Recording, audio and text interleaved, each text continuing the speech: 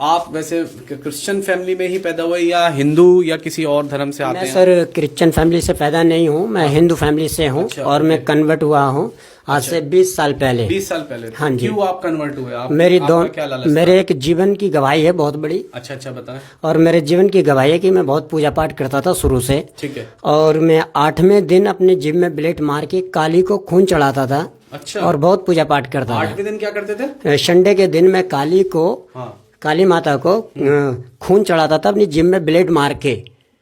अच्छा। भेंट देता था, जोत पे चढ़ाता था। अच्छा। और मैं पूजा पाठ बहुत करता था। जिम में ब्लेड मार के? जीभ अपनी जीभ। अच्छा, जीभ पे ब्लेड मार के। ओके। जीभ पर ब्लेड मारकर तब मैं खून चढ़ाता था उस जोत पर। अच्छा। और मैं पूजा पाठ करता था। बहुत ज्यादा करता था, मगर मेरे पेट में दर्द होता था। और फिर हमने डॉक्टर को दिखाया तो उसमें पथरी बताई। ठीक है। और पथरी निकली सर 250 ग्राम की मेरे पेट के अंदर। तो डॉक्टर ने बोला बचेगा नहीं, मगर हाँ, मगर परमेश्वर की दया मुझ पर हुई कि मैं परमेश्वर को नहीं जानता था, मगर वो मुझे जानते थे। उन्होंने मुझे बचाया। फिर उसके बाद में मैं फिर भी पूजा पाठ बहुत करता रहा। और मेरे क्या हुआ कि दोनों किडनियों में खराब हो गई।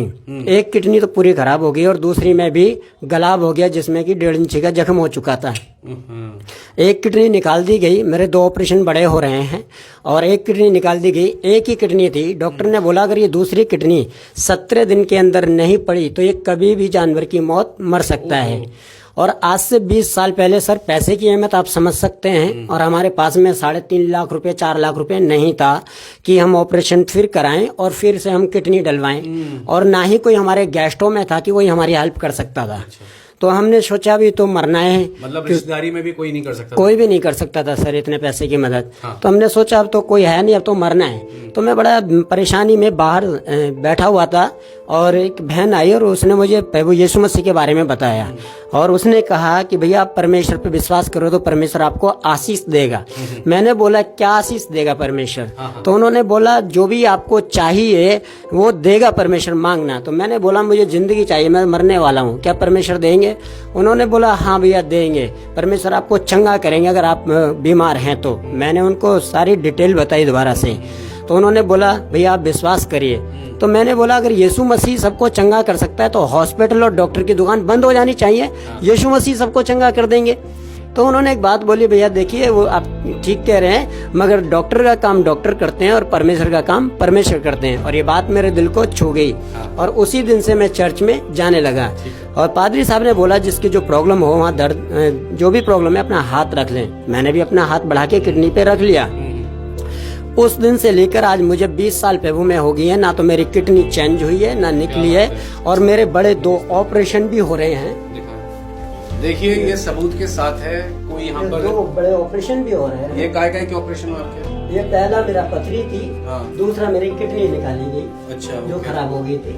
ओके, हाथ हटाइए। ओके, देख सकते हैं आप। तो ये कोई बंडल नहीं है, किडनी निकाली गई। और उसके बाद में मैंने जब मेरे दर्द बंद हो गया तो मैंने सोचा दर्द कैसे बंद हो सकता है मेरे। और मैंने कुछ समय के बाद में मैं रजिस्टर में टिक मारता था कि 17 दिन में तो मरना ही है, मगर बराबर चर्च जाता था। और जब मैंने देखा कि मैं मर ना जाऊं तो मैं देख लूं कितना समय हो गया। और जब मैंने वो टिक गिनी तो 90 टिक हो चुकी थी। और मैं बहुत खुश हुआ। और मुझे ज्यादा कुछ नहीं आता था, ना प्रार्थना करनी आती थी, ना कुछ आता था, मगर मैं हालेलुया हालेलुया बोलने लगा। परमेश्वर का धन्यवाद करता हूँ। और परमेश्वर ने आज तक वो मेरी जिंदगी में 17 दिन नहीं आने दिए जहाँ की मुझे 17 दिन में मरना था। 17 दिन डॉक्टर ने बोले थे? हाँ जी। और 90 तक टिक लगा दिए थे? मैं 90 तक टिक मारता था। आज 20 साल हो गया। प्रभु ने मुझे सलामत रखा। यीशु मसीह जीवित है, ये याद रखना। और वो कुछ भी कर सकते हैं। जी बोले। फिर मैंने अल्ट्रासाउंड कराया और मैंने 3 मशीनों पे अलग अलग अल्ट्रासाउंड कराया, मगर वो नॉर्मल आए। तो मैं पहले अल्ट्रासाउंड कराने पे सोचने लगा हो सकता है कि झूठी रिपोर्ट हो। दूसरे पे कराया तो वो उसमें भी नॉर्मल आई। फिर मैंने संगम बिहार जाके कराया दिल्ली में, तो उन्होंने बोला नॉर्मल रिपोर्ट है, आपकी किडनी में कोई प्रॉब्लम नहीं है, क्या बात है।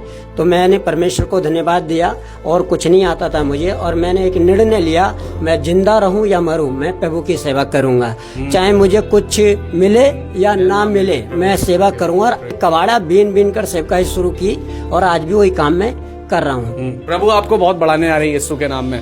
तो इसीलिए लोग यीशु के दीवाने हैं, क्योंकि प्रभु असंभव को संभव करते हैं। वो बिल्कुल डेथ बेड पे थे और कैसे प्रभु ने वहां से निकाला।